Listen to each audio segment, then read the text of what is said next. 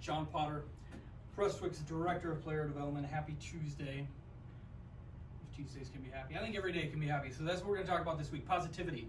I had a question or maybe a comment on last week's video. Excuse me.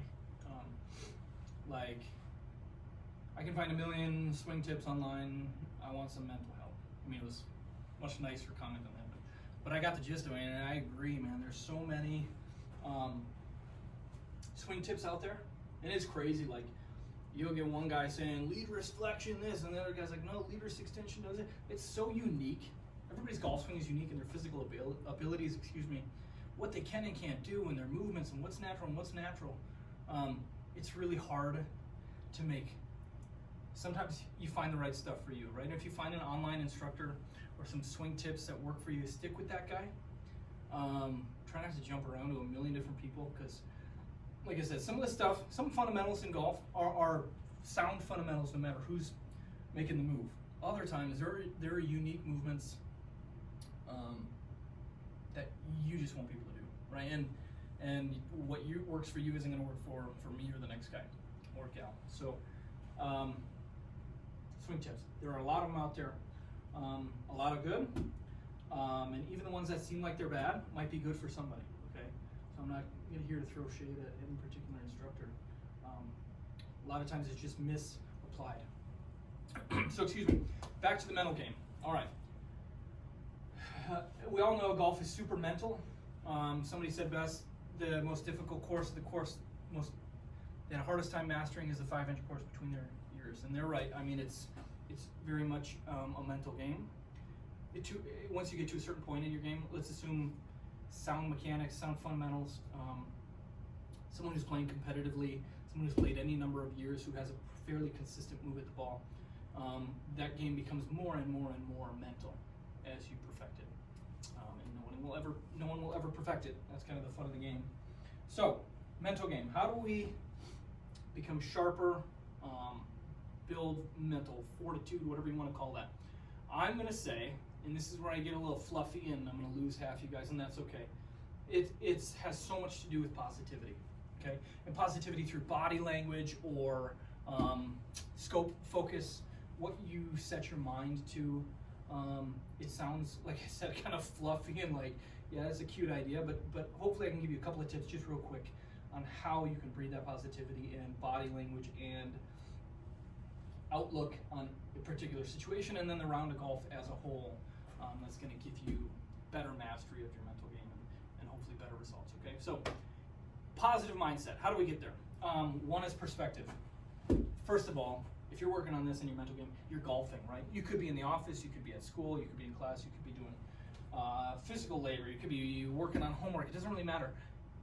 Is there anywhere else you'd rather be? I mean, honestly, a golf course is a great place. Even if it's rainy or windy or cold or whatever, you're on a golf course. You're able-bodied. Even if you're, and I work with some, people, I have students that have Parkinson's or cerebral palsy or paraplegic. I have a person in a chair, right, who's just arms. You are on a golf course, right? And maybe you don't have any of those physical abilities. All the more blessings, right, in your life. Things to be positive about, okay? So this is a golf course. If you can't just, use the setting, being on a golf course as positivity, think even more detailed. Listen to the birds. Listen to the wind. Feel the sun on your face. Look at the cut of the grass, right? Look at the nature around you. It's beautiful. I mean, count your blessings. It sounds, again, fluffy, but this is a good place to start, okay? Count your blessings. I mean, where would you rather be, honestly? Aside from heaven itself. This is pretty good. I'm at the TPC Sawgrass, hole 17 here. Not a bad view. Okay, positive through the setting. Body language is another way we can breed positivity, okay? So the way you carry yourself, maybe this is putting the cart before the horse, and maybe body language results instead from building positivity or negativity in other ways, and sometimes it's in response to the golf shot or the scores. Okay, but we're going to nip that in just a minute. Fake it till you make it, right? Create positive body language immediately when you get to the golf course. And it doesn't mean like puff out the chest and walk with like this strut and walk quick. It's like be true to yourself. The most I will ever talk in my entire life is in a 45-minute lesson, right? I am not a talker. My wife will tell you, like, I avoid people, and then I go home and I'm like, let's not go out. I'm a shut-in. I'd rather sit in the backyard and look at the trees and the woods and my kids playing. I don't like to be out with people, okay? So it would be weird for me to show up to the course and fake this, like, hey, how are you? Like, or like this strut, right? True to me, building positivity in my own body is about not moping, okay? Not going over the top with like this puffy chest thing, but not just like dragging, like I don't want to be here.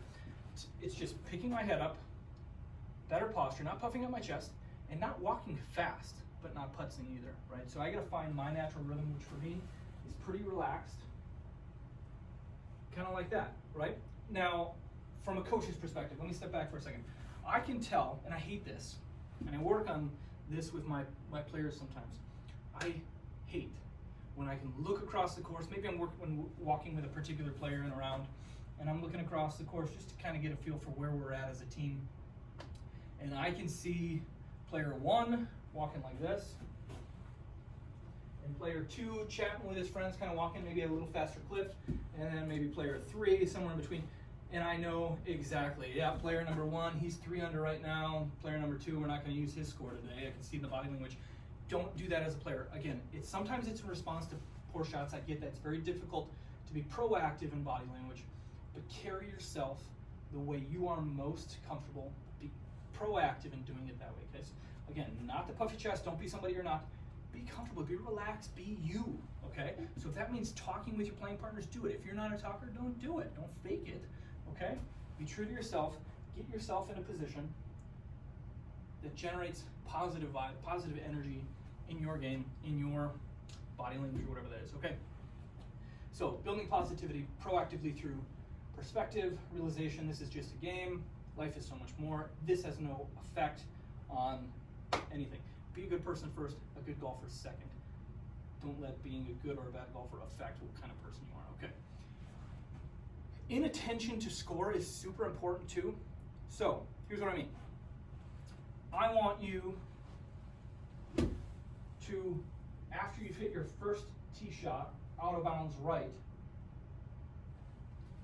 to forget, not immediately, we'll talk about post-shot routine in just a second. Forget that you're teeing 3 now, right? Pretend it's your first drive, right? Don't let that negative energy be like, oh man, now I'm hitting 3 from the same spot. All right, enough of that. Get up there, again, think perspective. So, pause. Let me go to that post-shot routine for just a second. Every player should have a post-shot routine. Maybe we'll do a video on post-shot routine. After you've hit your shot, boom, immediately you're paying attention to the feel, the result, where it go, what did the ball do? So you're analyzing external versus internal outcomes. What could you control? What did you control? What couldn't you control? Was it wind? Was it a kick? Something you didn't account for? How are you going to respond to that? Regaining emotional control and recomposing.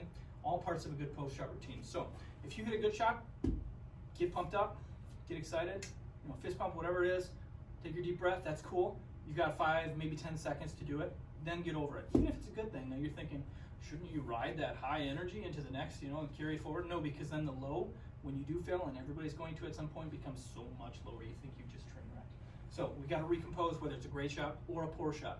So you hit a poor shot, I don't tell my players, don't slam your clubs. Yeah, maybe it's respecting, you should respect the course, respect your equipment. I get that. As a father, I don't like to see my kid get mad and slam clubs, but I understand there's an emotional response, and there should be, if you care at all about the results, there should be an emotional response to the situation. So if I hit a poor shot, I might do one of these.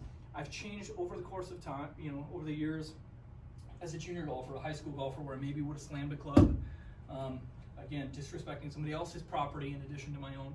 2, instead, I'll take my club and kind of slam it against my back if I hit a bad shot, right? That's not affecting anybody else. It's me. I'm going to give myself 5, maybe 10 seconds to get upset about my result, because I do care, okay? But then I'm over it, okay? So once that club goes in the bag, that needs to be your switch. You turn off all emotions. We're done with that shot. There's nothing you can do from this point forward to influence what just happened or what happened in the past, okay? So once the club's in the bag, guess what? Golf is not on my mind. I am back to creating positivity. I am thinking about, that good steak dinner I'm going to have after this round, or or how excited I am to see my wife or kids or whatever when I get home. Maybe it's just, again, staying in the golf course perspective and thinking about, man, how fortunate am I to be playing on this beautiful golf course. Nobody is doing what I'm doing, hitting the shots I'm hitting, able to do what I can do. This is awesome, right? Create that positivity, okay? That's part of your post-shot routine, and that's what's gonna happen between shots. The last little snippet I've got for you today is when you're over the golf ball, how do you not let your mind wander? Okay, so if you watch my pre-shot routine, clear key, that was a quick video. If you have questions about any of this, guys, pre-shot routine, mental game, swinging, it doesn't matter. Any questions with more detail, let me know and I'll be happy to answer it. All right, pick my target, pre-shot routine, good, clear key, I'm over the ball. How do I not let my mind wander into a mechanical thought or a don't go in the water, don't go this, don't pull, don't push, don't do it, okay. Part of that's in the clear key, part of that is in softening your focus. I don't know if I talked about this a few minutes ago. A soft focus relaxes, again, this is all part of perspective, relaxes your muscles, relaxed muscles swing faster, tense muscles don't work faster. I know sometimes you think swing harder, you tense up. Not always a great way to generate speed or fluid motion by tensing up. So softening focus means my eyes might be focused, or not focused on necessarily, but focused towards or fixed towards the golf ball, right? Because that's my impact, that's what I want to hit, okay? But I want to be able to hit a shot, or I want my players to be able to hit a shot, okay, and then after the shot I go, okay, what kind of ball, what number ball was that? And they're like, well, I don't know. Because they weren't looking at the details, right? They're softening focus, they're looking toward the golf ball, but their mind is blank, right? They're thinking target, target, target, athletic response. This is a good drill if you're struggling with distance control and putting. Eyes fixed on target, eyes fixed on shot. See it, see it, see it. Feel it in an abbreviated practice swing. Trust it. All you're doing over the ball is your eyes might be fixed, again, focused towards the golf ball, but not on any particular detail. I am feeling that swing and hitting the shot that I saw in my pre-shot, okay?